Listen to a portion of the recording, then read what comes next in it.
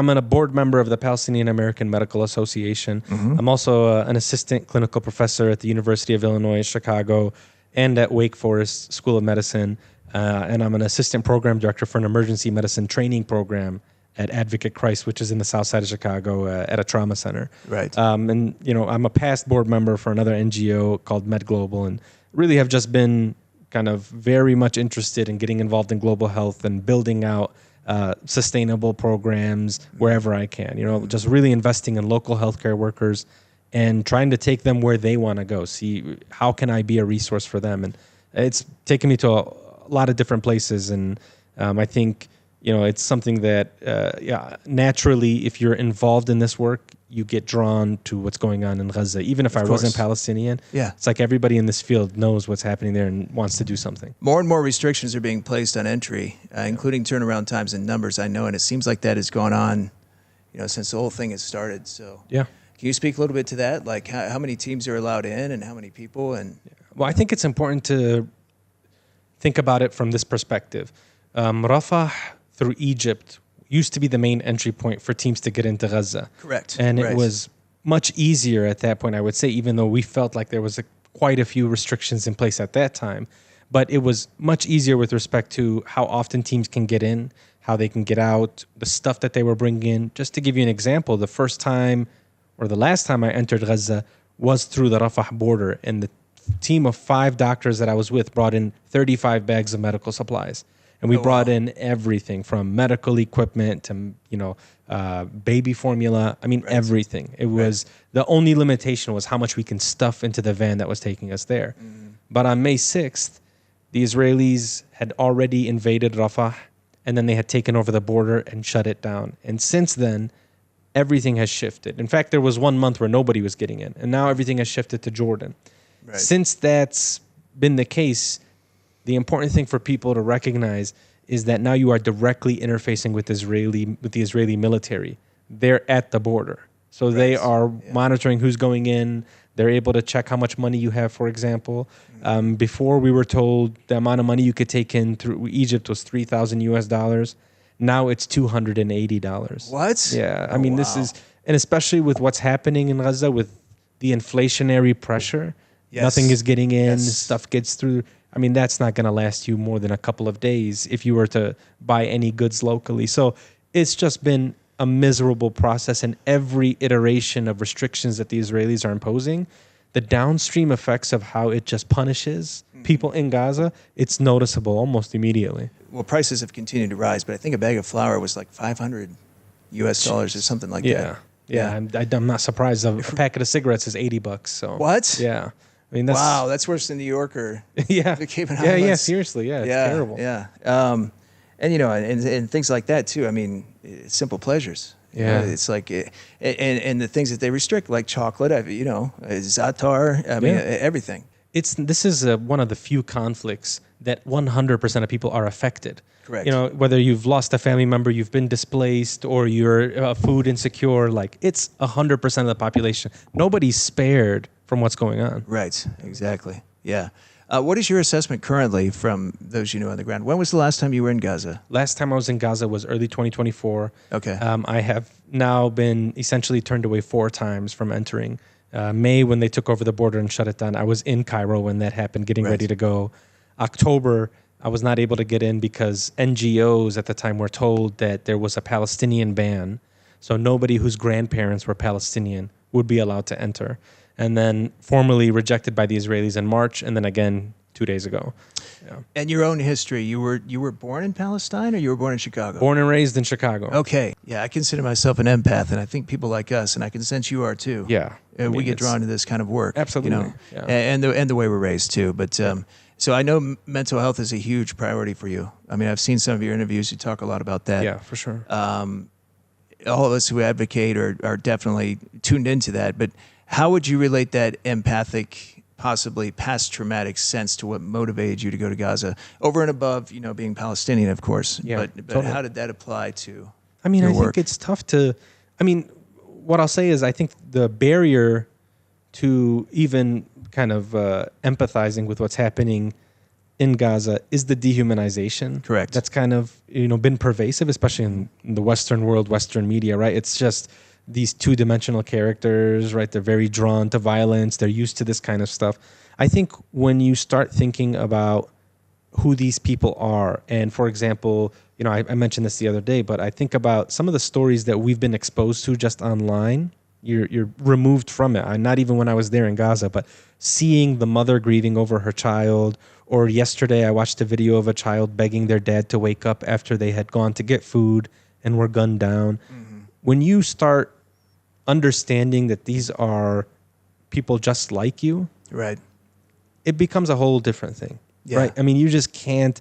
You have trouble sleeping when you're thinking about it. You want to do something. You want to push wherever you can. You want to find whatever sort of avenue or street is available for you to be able to advocate for them. I don't need to have been there right. to not feel that way just by seeing that. When a mom is rushing through a hospital looking for her child who had been involved in an airstrike, it's like everybody can understand that feeling, right? Yeah, but you're Palestinian. Right. So you came up that way and you identify with your people. Right. For me, I mean, my relation is I grew up Christian Zionist. So for me, when I found out what was going on actually, then I became passionate about the lies that were told to me, Yeah. But how do we communicate this to somebody that's not been raised in that environment? Yeah. I mean, that's the struggle that we have in the United States. I mean, that's the struggle even when we're speaking to our elected representatives. In January, we organized 30 of us doctors and nurses who had been to Gaza, and we met with 150 offices. And the challenge was, how do we, there's a framework that exists. There's sort of this approach that these people have to this conflict. Mm-hmm. You have to undo all of that. You have to remove all of it, and you have to make it real for people. Right. So, I brought in one time when I was at the UN doing advocacy, I showed a small vial of essentially. I saw that clip. Yeah. I just wanted to show people this is what they're stopping from getting in. Imagine you have a dislocated elbow, or you have some sort of fracture that needs to be set in place. This small vial would help us get it done without somebody going through the most excruciating sort of experience of their lives. And even this, they're preventing it from entering. Right. You can't claim that, this group is going to use this somehow. You know what I'm saying? So it's ridiculous. Yeah, it's challenging it. I brought diapers once. Right. I brought diapers in because I saw people use plastic bags for their kids. Right. And I said, this is what they're stopping. This is what's outside on the trucks that are literally kilometers away. Yeah. And to me, that was, I just you want to challenge it. And at the same time, I don't want to come off and sort of, shout at people and wag my finger, because I don't think it gets anywhere with people who, like you said, have sort of been lied to for so long. For me, it's how do I get you to critically think about this? Don't just fall into the talking points. That is my big struggle as a media person with social media, too. It's when it first started, even my friends here, and God bless them, they were so I was passionate, too. But they were saying, why aren't you posting more? Why aren't you posting more? Because for me, in the position I'm in, you have to know your audience in a way. Yep. And if I had just been out there blasting messages, they would have shut me off and stopped following me. Totally. But if I pick a way where I kind of fit it into conversation, or every once in a while drop a bit of information, it seems to hit them more effectively. Totally. I mean, I totally agree with that approach. I mean, it's got to, you really have to think about undoing decades. I mean, I was in medical school. I think I've mentioned this before, but I was reading a book that was about the Hmongs and how they were very interested in traditional medicine, or I should say, these sort of the naturopathic approach to things. Yeah. And this book was about this child who had a seizure disorder and never got the seizure meds and ultimately died as a result of it. But nestled in the middle of this book is literally a paragraph about a Palestinian terrorist chasing an Israeli woman who's holding on to her baby. And just, this was just delicately placed in this book that at this time, all doctors across the country were reading, all young medical students who would become future doctors. Mm-hmm. So it's really pervasive. Right. It's in there.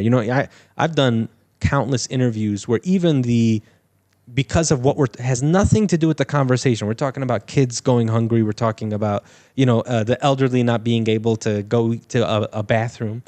And they'll just slip it in there, something like, Hamas is stealing the aid.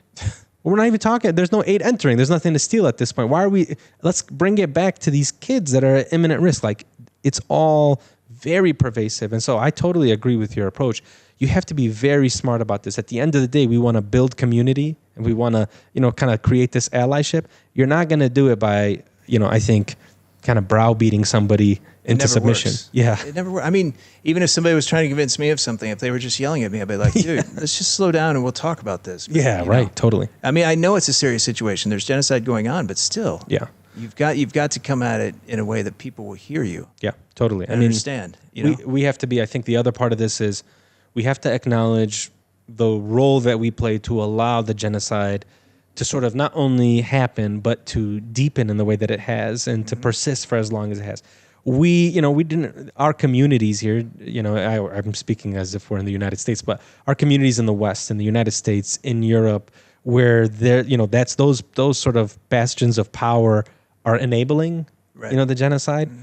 We did not do a good job of building power there or of building a nice opposition that's unified, that's a coalition of people. We didn't do a great job of that. And I think that's something we have to acknowledge as sort of our failures. Now we can't come back and be like, why aren't you doing this? Or, it's like, think about your personal responsibility there and step up and find ways that you can kind of get the message through. I want to back up a little bit too, talking about trauma, because you have we all do, a deep compassion for the children in Gaza. Trauma at such a young age becomes part of a personality in a big way. I've experienced it myself, even not to the extent that they have, obviously, but like with the patriarchal father growing up in a Christian Zionist home. So to me, it's almost like Israel knows this at some level, hence why they feel they need to basically wipe them out. But what can you speak to about children's trauma, and how do you see that affecting the future generations as they grow up? It's uncharted territory. Right. I mean, we're talking about children who've had every part of their life under attack. Right. Whether it's the food that they eat or the school that they're going to or the home that they were growing up in. And what's important for people to recognize is prior to October 7th, children in Gaza were already suffering from trauma-related sort of consequences. So I mean, Save the Children has a report that's pretty devastating that talks about children before October 7th and how there were over 60% of kids in Gaza who were doing some sort of self-harm practices or behavior. Right. Like shocking. Which is, I mean, it's telling you that these kids are being constantly exposed to this degree of violence, and the siege that was in place was affecting them. Right. And so I cannot begin to grasp of what the situation is like now on the ground. I've spoken to many psychiatrists and psychologists who have sort of an expertise in conflict. And for them, they said the reason Gaza is so difficult is there has been no opportunity for children to find a safe place. Children will be children. They're going to want to play. They're going to want to go out. They're going to want to be with their friends. And sometimes in war, what you'd like to do is set up a park even, a slide, a couple of swings. They've had no opportunity to do that in Gaza. Right. And I think, as you mentioned, there's sort of the way that it's going to affect the development of children and who they are as they grow up. But there's another part of this.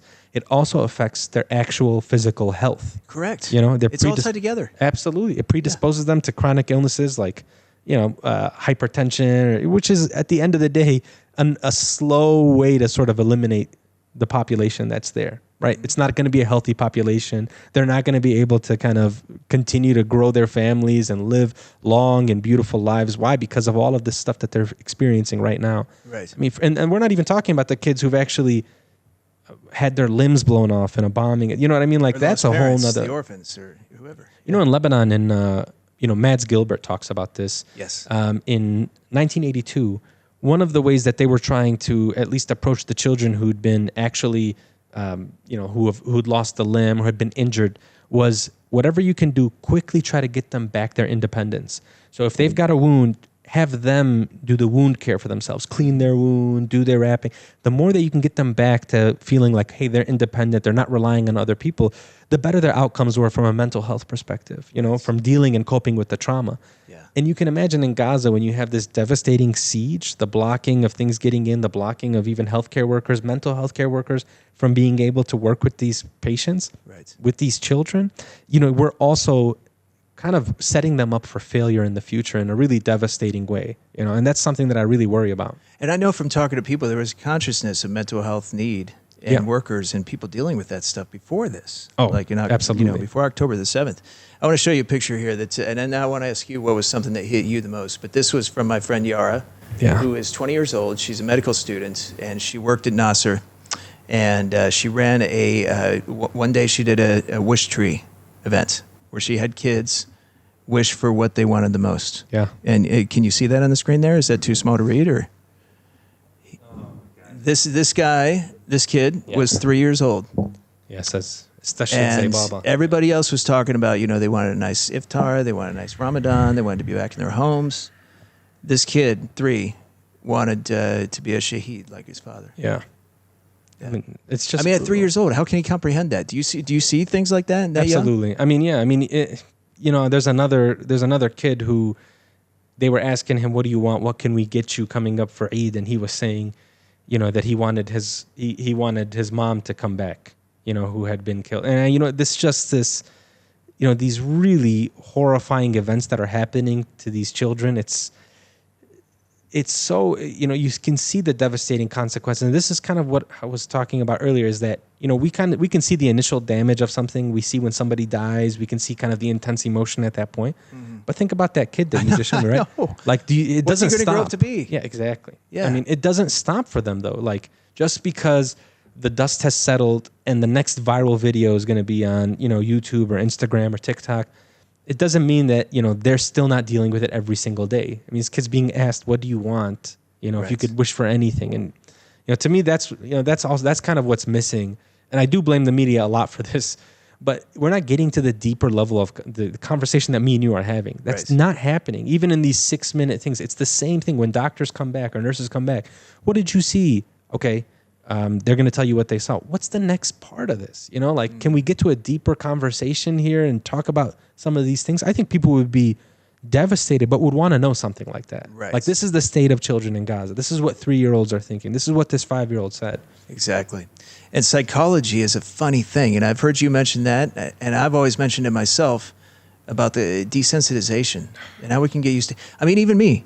Like, after October the 7th, when they were bombing like the Baptist hospital and all the horrific events. Well, it's still horrific, of course. Yeah. But like at the beginning, I was beside myself. I could hardly go to work. Yeah. I was traumatized. My blood pressure was up. I mean, and now even me, I'm so passionate about it, and it seems like it just slows down. Yeah. And then, what does that mean for the rest of the world? And how are we going to change this? And totally. What are we gonna do? That's a really important point, because I think the Israelis are kind of counting on that too. Right. And there's two, it's like kind of, there's two sort of goals here. First is, yes, desensitization. It's the idea of like overload, like, hey, this is consistently happening. Like, we can't even talk about how Shifa was destroyed a year ago because, as you mentioned, Al-Ahli was hit in October 2023, but then it was hit recently, and now when we moved on, European Gaza hospital has been hit. Mm-hmm. That desensitization, like all of these hospitals, for example, are being taken out. But the other part of it is normalizing it. Right. Like, so we're getting hit with these really horrifying things that nobody would accept. A hospital being destroyed, a newborn nursery sort of losing power, and kids dying in incubators.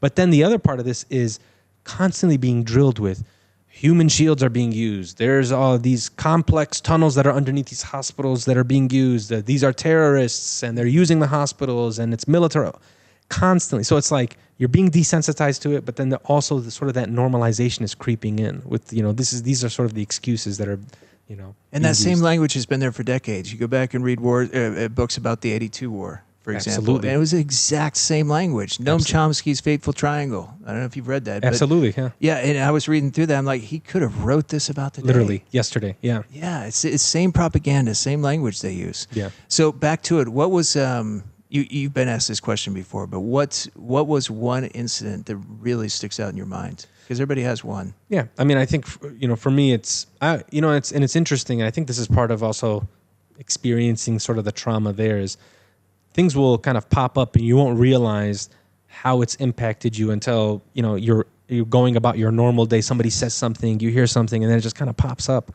But for me, like, there are several moments that I continue to think about, but, there's this moment where, there's, and I mentioned this with, I think I did with Al Jazeera Plus, but AJ Plus, but this patient who had died overnight. He was a young man. They had nicknamed him Rocket, but he had died overnight. And I can't, something that I can't get out of my mind is his family coming the next day and seeing his bed empty, because like the telecommunications had been blocked, so nobody was able to communicate with them.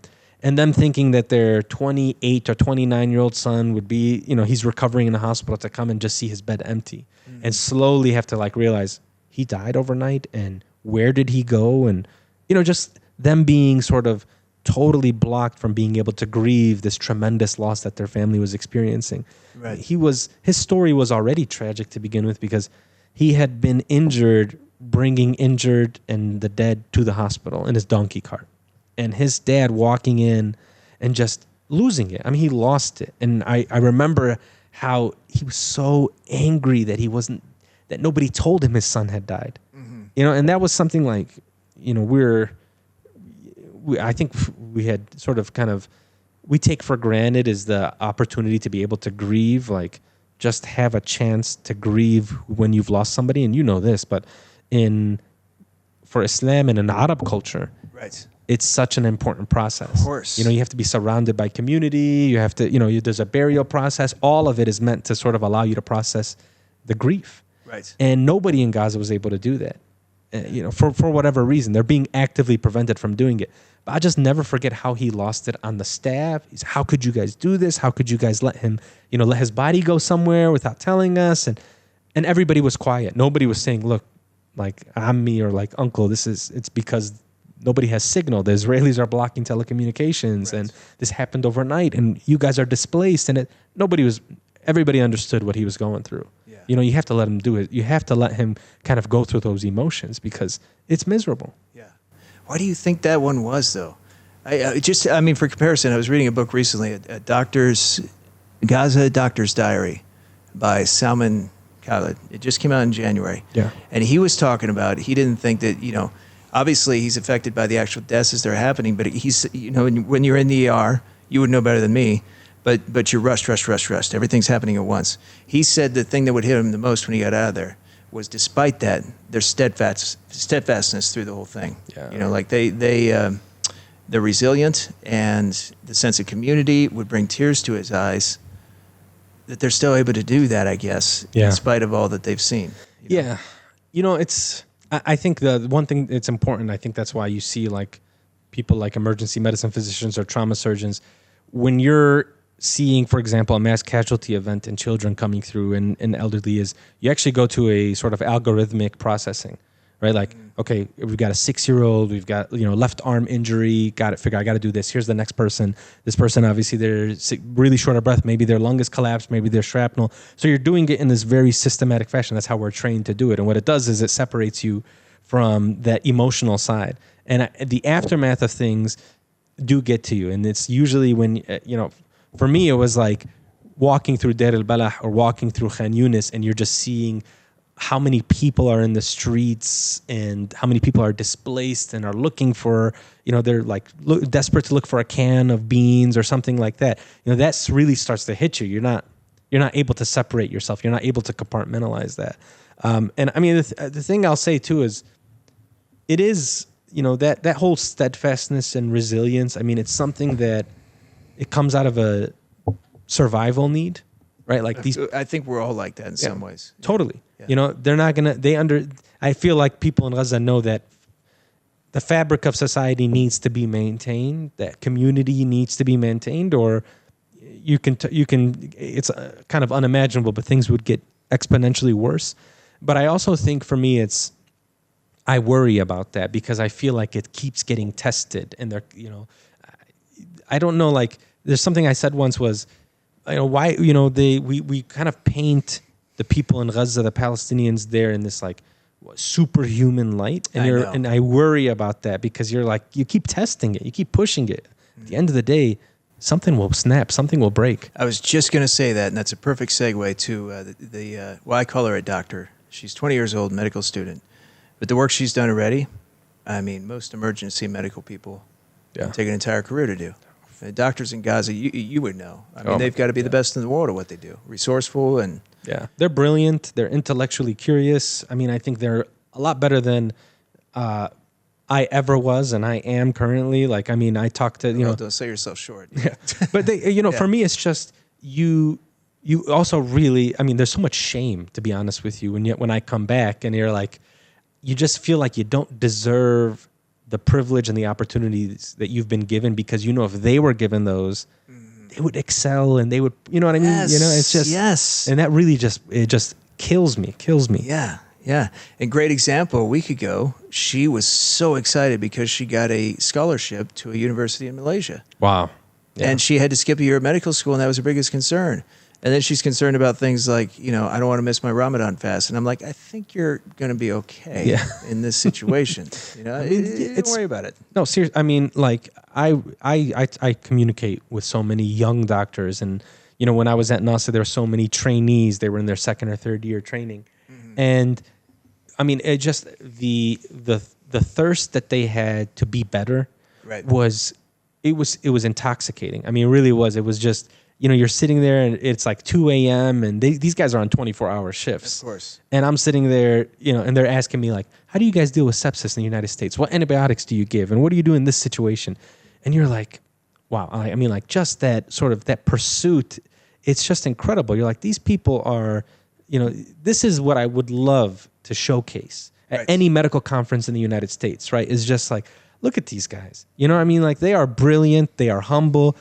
I'll give you one story. I haven't told this yet, but it's just, you just reminded me with this medical student who's, maybe worried about her last year. But one of the trainees, he was a second or third year. His name is Ahmad, and we were putting in a chest tube in somebody who was not injured in the war, but of course had a bunch of fluid on his lungs, and he was somebody who had heart failure, and people have normal problems that get much worse during these types of crises. Well, of course, I blame it on the war. Yeah, I mean, exactly. Yeah. And that's a really important point, but they're not able to manage it. So we had to put this chest tube in, and he was struggling with it. He was not able to get it in. And eventually, we got it. We were able to help him, and it worked out. And he came to me afterwards, and he goes, I'm just so embarrassed I was not able to get it in. I said, dude, you are a second year training. You are fine. You are better than so many. You're better than 90% of the people that I've come across with respect to these trainees.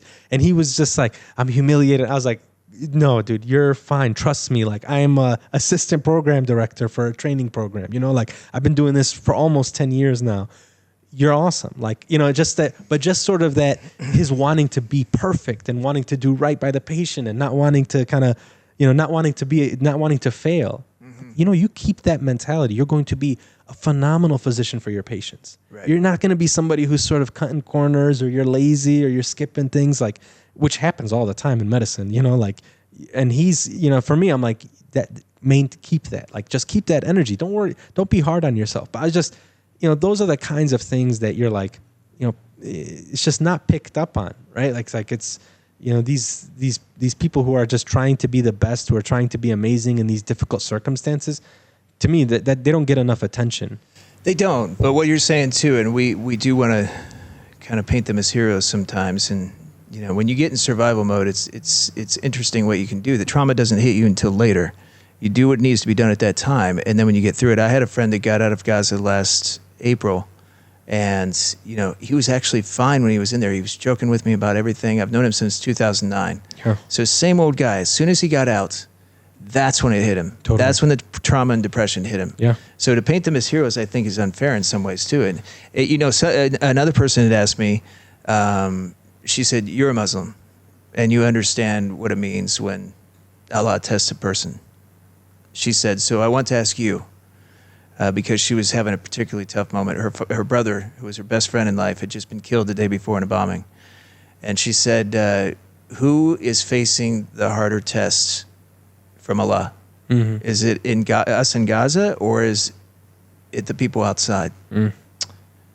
And I had to think about, I'd never been asked that question before. I had to think about, what would be your answer to that question? What do you think? I mean, I do think it's the people in Gaza, because, and this is kind of like looking forward, kind of like what happens in the aftermath. And it's kind of what you talked about with the guy who got out. Right. They haven't even been given the space to kind of have that moment to think about everything yet. And I really worry about that time when that gets there.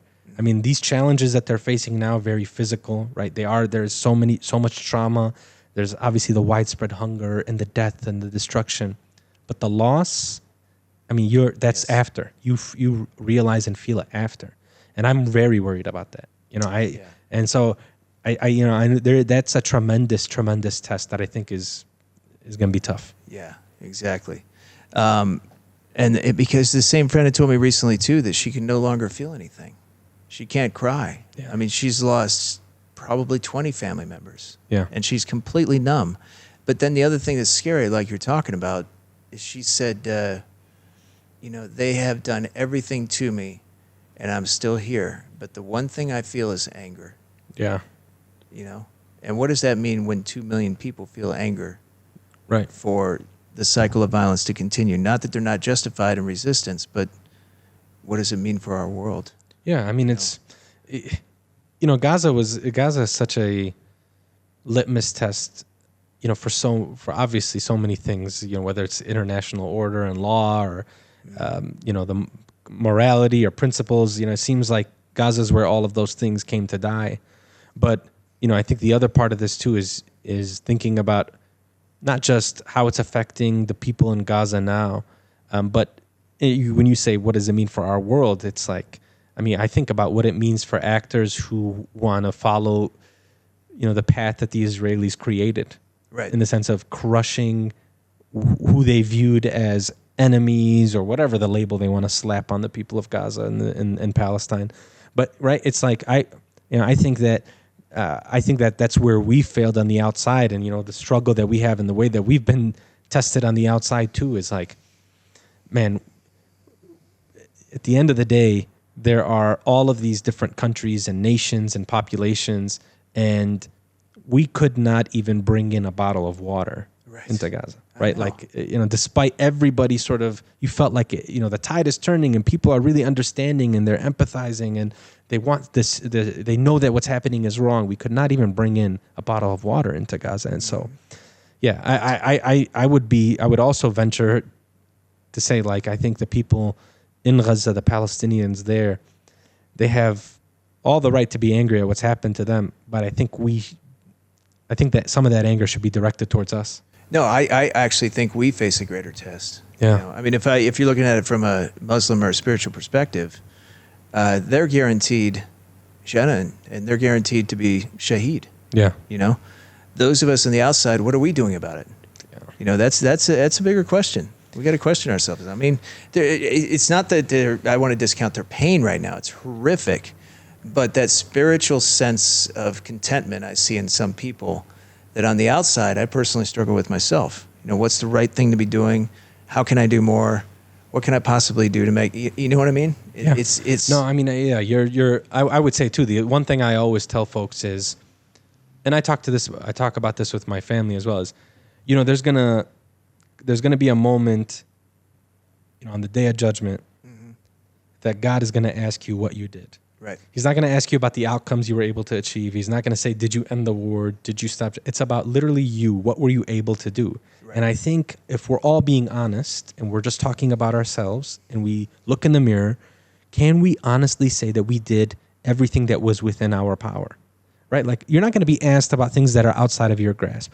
But can you honestly say that you did everything that you could? And one thing I say, because we go to masajid, we go to mosques all the time during Ramadan, for example, when we're trying to help fund some of these projects and campaigns. One thing I say is, like, we're not, people are starving to death there. We're not asking people to stop eating. That's not what we're saying. We're not saying go hungry.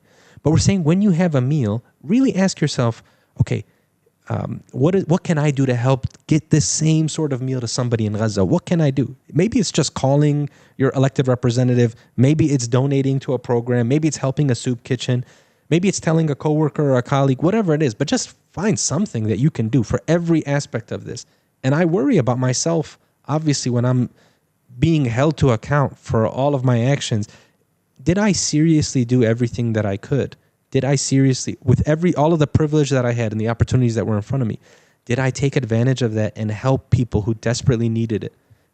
On the other hand, too, it's like these people I consider my family. I mean, they look like me. The kids look like my daughters. They are you. Yeah, they are, exactly. Yeah. Just for whatever reason, I was born at Cook County Hospital in Chicago.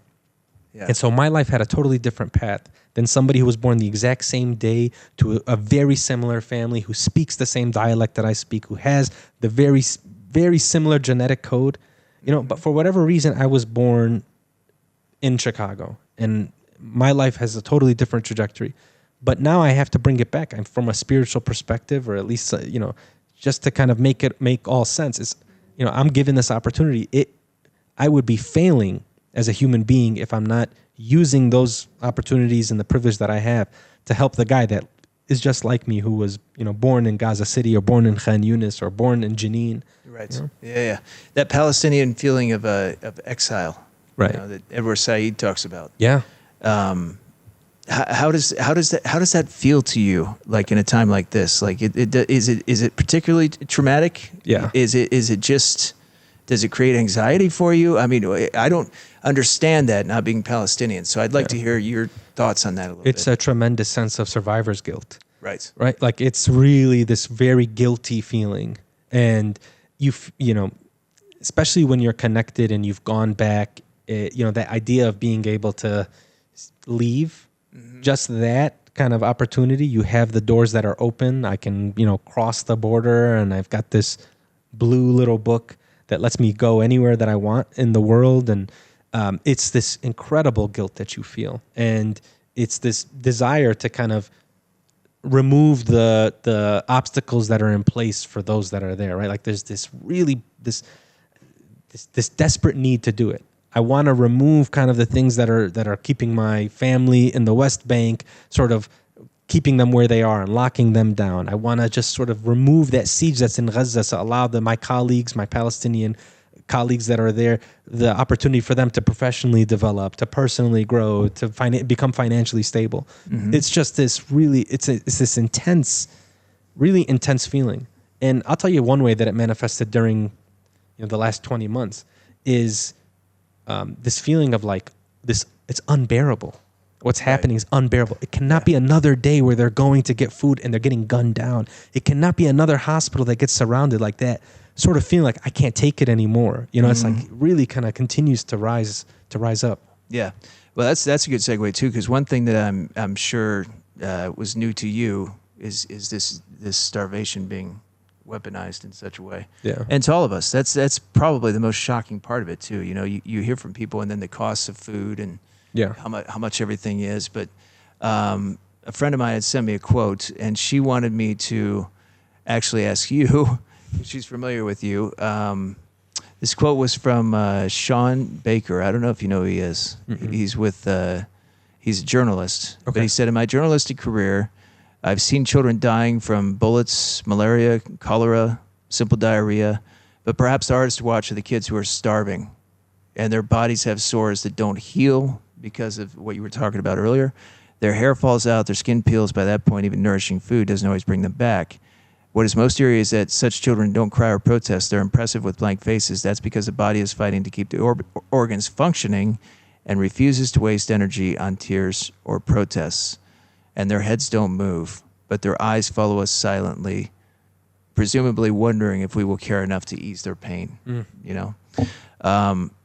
So what can you say from what you know about the current level of malnutrition in Gaza? Well, I want to say something that I think often kind of gets brushed aside. I mean, it's very important to understand that solving this crisis is not just getting food in. It becomes a more intensive, holistic process. The people in Gaza, even when there was some food aid getting in, they were not being exposed to all of the food groups. And so you think about vulnerable populations, you think about kids, you think about pregnant women, you think about breastfeeding women, you think about the elderly.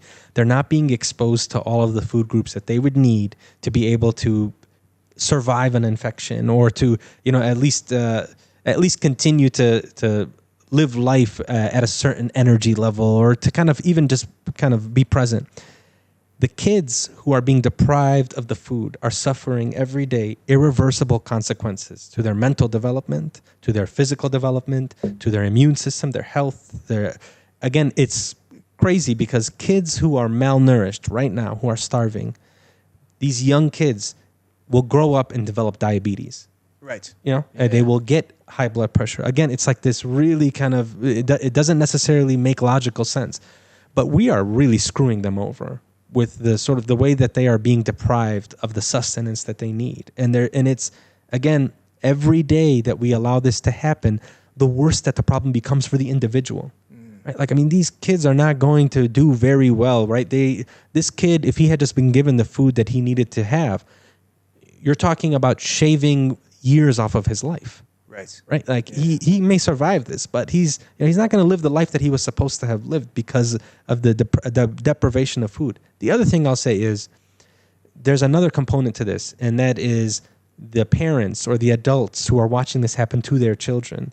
So the effects that it will have on them, that scarring that's going to take place, the moms who are going to be sitting there not being able to nurse their children. I mean, that stuff doesn't, just because things get better, they don't forget those moments. Of course. It follows them around for everywhere, for the rest of their lives. And so, I mean, it's such a evil thing. And I think people need to understand it beyond getting somebody the next meal, beyond bringing in the bread, beyond saying, okay, let the food in now and let the hungry people eat.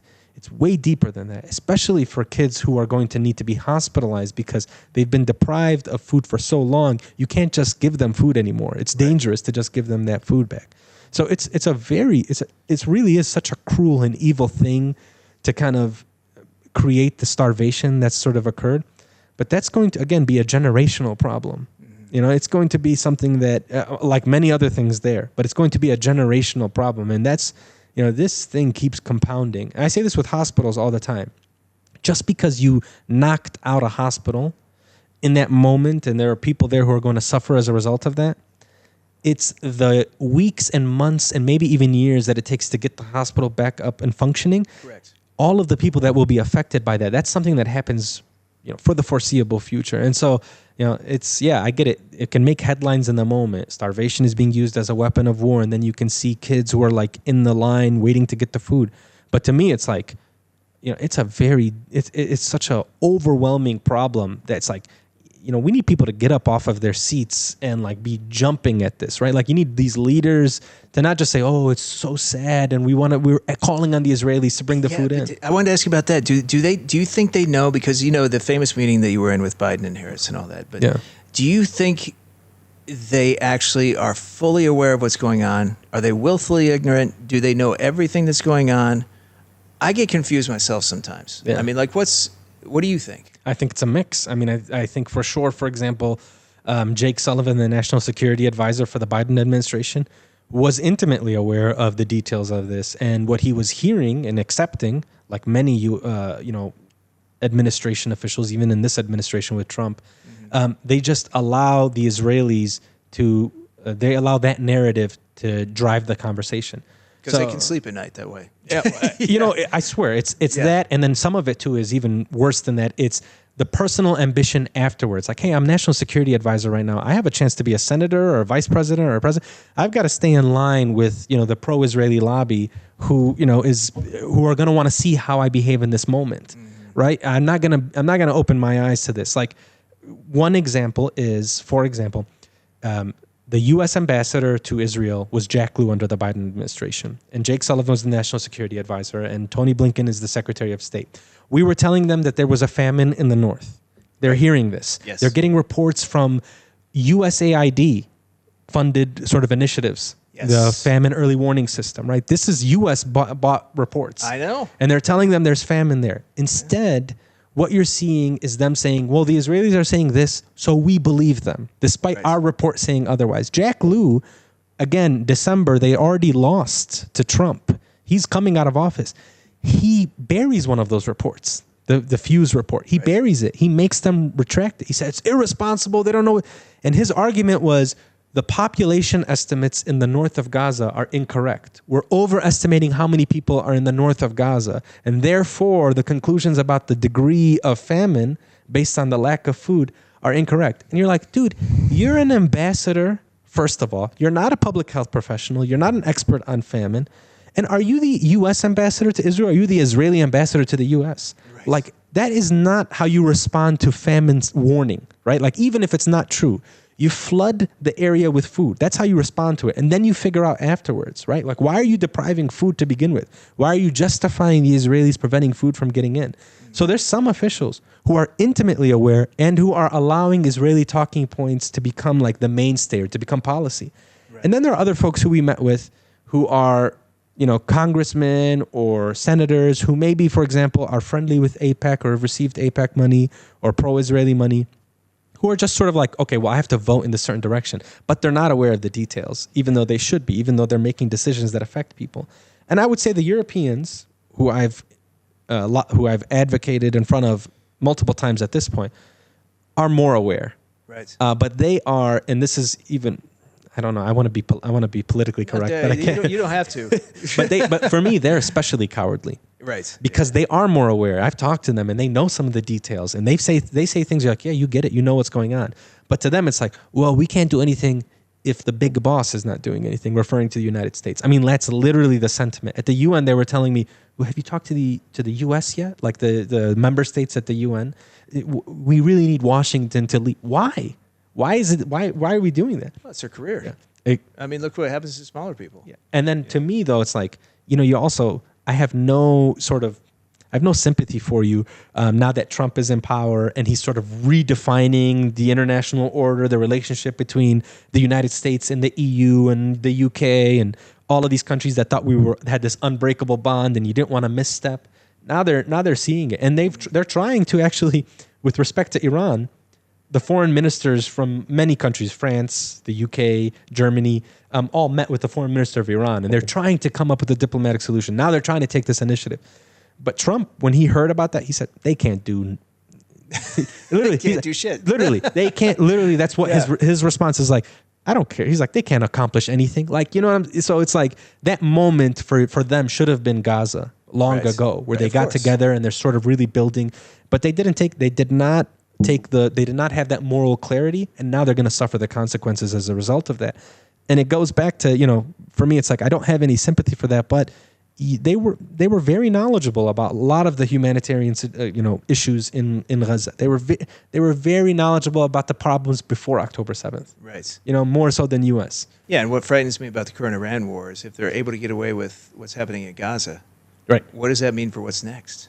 It's frightening. Yeah. Yeah. This is kind of, I want to mention this because I think you'd be interested. But, Ted Cruz went on Tucker Carlson. No, I saw that clip, yeah. But there's one thing he said about a conversation he had with Netanyahu. Uh-huh. He said, I hadn't heard this before, but Netanyahu was saying he thinks that the fall of Bashar al-Assad in Syria was the result of Israel's assassination of Hassan Nasrallah. And he said, because, Hezbollah was such a prominent ally of Bashar al-Assad that sort of cloak of protection that Hezbollah would provide in Syria to Bashar was removed because, Israel took out the first level, the second level, the third level of leaders in Hezbollah during the attack. But that was sort of his estimation. But for me, I think that's not true. I think Ted Cruz also, is. Well, he's an idiot. Yeah, he's an idiot. He's an idiot. I don't care if he's Harvard, educated. No, he's an idiot. But to me, it's like, what the Israelis did is they really went in this really expansive war. It wasn't just Gaza, right? It's Gaza, it's Lebanon, it's the Houthis in Yemen, it's Iran, it's taking out the resistance. Syria. Yeah. If you think about Ahmad al-Shara, when he first took over Damascus, 48 hours, the Israelis destroyed all of Syria's air defense capabilities, all of it. They knocked it out. They sent that country back 20, 30 years. And, for me, it's like the Israelis are sowing chaos. And Ted Cruz is sitting there thinking like, oh, we have this guy who's an Islamist in Damascus now. It's like, no, dude, you have an ally who's very much interested in perpetuating war for their own political gain, but it's really destabilizing the region in devastating ways. And so, that's, to me, it's like, anybody that there's no lessons learned from Iraq, there's no lessons learned from Afghanistan. But do you think they're trying to learn lessons?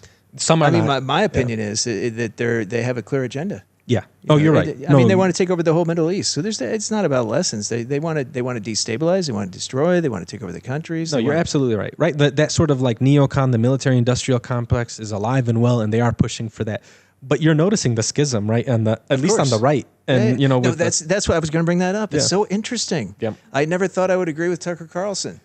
Marjorie Taylor Greene, I know. right? I mean, I know. But the libertarians on the right now are becoming pro-Palestinian. Yeah. I give them credit. I do give them credit. Not that I agree with a lot of what they have to say and their opinions on stuff, but I give them credit for the consistency. Right. Like you are saying, you believe in isolationist sort of policies. You believe in America first, and you know they're not falling victim to the Israel exception. Right. Like where it's like, okay, but we have to because of whatever talking point is relevant during the time period. But yeah, I mean, that schism is there. And I think it's an important conversation Americans are having. I'm happy that it's happening. Me too. I never thought I'd see the day. Yeah.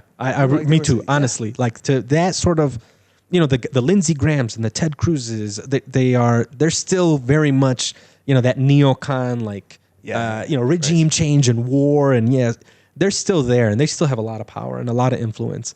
Right. But this rising group of folks, I mean, they're having that conversation. The left is having their own conversation. I mean, well, if we have a left in America, it depends on how you define it, but yeah. Dude, I went to the Democratic National Convention and one thing that was said that, there was that, uncommitted movement. Right. That was like, we're not going to vote for Biden unless, something changes. And when they announced that Kamala was going to be the candidate, they screwed the opportunity. I mean, it was, somebody called it political malpractice. I know. But you had an opening there. This is a group of people who want to vote blue. They want to vote Democrat, and give them a reason. And they're well organized, the uncommitted folks. I mean, they had 100,000 people in Michigan. Mm-hmm. They don't want to vote for Donald Trump. Correct. And they didn't. They did not, and they ended up kind of saying, "Hey, we can't officially endorse Kamala, but don't vote for Trump." Right. But they could have been, an ally for them. And they said, we were there and we're sitting there and saying, like, this is important. Like, we're talking about, human rights. We're talking about really just changing the policy, being more consistent, just really things that the left should be about, or at least they, claim that that's what separates them from the right. And one of the comments came and I was like, oh, this is, they don't understand how terrible this sounds, from Kamala Harris's camp to that group. And they said, because the idea was, get a Palestinian on stage, give them 2 minutes. Yes, I remember that. Give them 2 minutes, and don't get any Palestinian. Get a Democratic Palestinian. There were a couple of options there who were elected officials, right? So they're gonna be people you can work with. They're gonna toe the party line. They came back and her team said, and this was Thursday because she was about to give her speech Thursday night, and they said, this is the biggest night of the vice president's life, and we're not gonna have any distractions. Yeah. And I said, hold on 1 second. This is the DNC. We're talking about the president of the United States. Who cares about her? Right. It's not about her. But what's it all about in the first place? I mean, what are you standing for? What are politics about? What are it causes issues? I exactly. mean, like, Yeah. I mean, it was at the United Center in Chicago, and you saw what it was about. It was every corporation and group had bought out the suites. Yeah. And they're paying, whatever it was, $20,000 or $40,000. Was ridiculous. Exactly. I mean, So, but I just thought they really. That sort of malpractice. But to me, it was like, there's an existential crisis on the left in America too. It's like, what are we actually about? Because you saw people change, like Gavin Newsom now kind of separating from some of like what we used to be like really leftist tenants, like just kind of hey, we are a country that's not going to separate families at the border, or we're, like that sort of like. Yeah, but it's actions, though. I mean, you see the foreign policy; it seems consistent across both parties. Doesn't matter. I mean, I'm so cynical on that aspect. Totally. I don't believe. But I'm probably pretty far left compared to most the rhetoric people. has changed too. It has, but I mean, I don't see a difference between the two parties whatsoever when it comes to foreign policy. They say one thing, even with the deportations at home. I mean, Obama deported a lot of people too. Deporter in chief, probably more than Trump. Yeah. So but quietly. Totally quietly. Right, but that was the thing about the left's hypocrisy, right. Is they would do it quietly and they would try to say things and they would say, well, we have to understand that there's people here, they were born here, and we can't just. But now even that has changed. Yes. Even now they're way now it's like they're center. They're not left. Mm-hmm. They are center. And some even center right on some for some cases. But yeah, and I think that's it's just interesting right now to see that's the Trump effect. It's all tied together too. Totally. It's all tied together with Palestine, with ICE, with everything that's going on. Yeah, it's all the same thing. I mean, it's always the question, but what right now, I mean, because it changes, but what can people do at the moment? What do you think people should do? Just keep educating like we talked about? I mean, education is huge, but organizing is just as important. And the reason I say that in the U.S., it's people have, there's a fear around that. There's a fear around organizing. There's a fear around advocacy. Yeah, absolutely. I mean, right? I mean, thankfully, Mahmoud Khalil got released today, so... I don't know if you've noticed, but they have retinal eye scanners now at all the airports. Yeah, I mean... So, I mean, I know that that's AI, and they know everything you've done online. And I've done fundraising, you know? So, I mean, it does frighten me. No, I mean, it's totally warranted. You're talking about students who are here legally, who are getting locked up because they wrote an op-ed or because they attended a protest, like legitimately arrested, detained, you know, I mean, so I think that's something that we have to push through that. And, you know, the more, there's strength in numbers. There's a reason they went after individuals and they made these cases so high profile. It's to scare the rest of us. That's right. So we have to continue to organize, even locally, right? Like, I mean, we have to show up for people who, the very few, for example, politicians who were morally consistent. You got to build that coalition, I think. I think that's important. And then the other thing is, and this is something that I try to preoccupy my time with, is I want to hold responsible some of these professional societies, right? Like for me, it's the medical world, right? Yeah, and it's like... And you have influence there, which is good. Exactly. And we need to build the amount of people that are a part of this coalition, for example, asking leadership to take a more, morally consistent, principled approach to Gaza, right? Like, the World Medical Association condemned the missile attack in, I think it's, I forgot the name of the Israeli hospital. But the one recently? The one recently, 2 days ago. I think it's called Soroka. Right. So they condemned it, yeah. Even though it was full of soldiers, they still condemned it. They condemned it. They came out. And you know what? Like, for me, it's like, oh, so you do understand it's bad to attack hospitals. Mm-hmm. Why are you so quiet for 20 months? And I've looked at all their statements. After they made that statement, I went back and I saw they made a couple of statements about Gaza, but all of them were qualified. Their condemnation of the Irani attack on the Israeli hospital was not qualified by saying Israel started the bombing of Iran and hit a hospital and that's wrong too.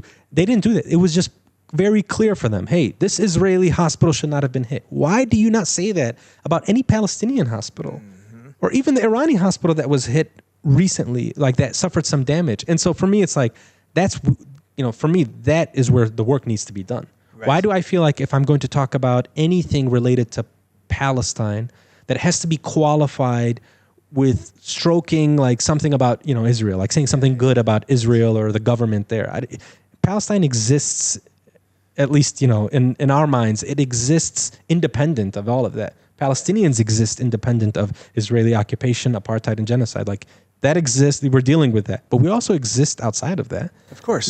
Yeah, and it's about giving real stories, too. I mean, I found that's the most effective with friends I know that need convinced. Just tell them about people I know. Yeah. People who, every single Palestinian I know has got a story about some tragedy or some trauma that's happened to them in the past because of the occupation. Yeah, totally. Directly. Yeah.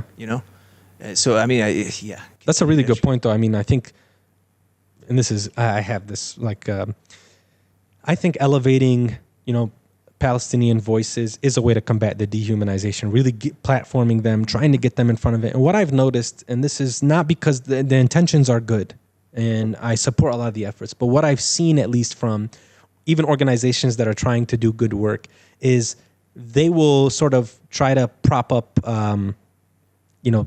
different looking folks, not Palestinians, right? Like, oh, maybe this message is going to carry across better if it's a, if it's a white guy. But I think if you can couple that, if you really kind of have this approach where you're elevating some of the voices, we're also showing different colors of folks and different backgrounds and different ethnicities and different nationalities are also for this. Yeah. I think that's the most powerful way to go about it. It shouldn't have to happen like that. But yeah. Well, I've taken up a lot of your time, but thank you for... Of course, yeah. Appreciate the opportunity. Conversation, yeah. And thank you for everything that you're doing. Obviously, we really appreciate it.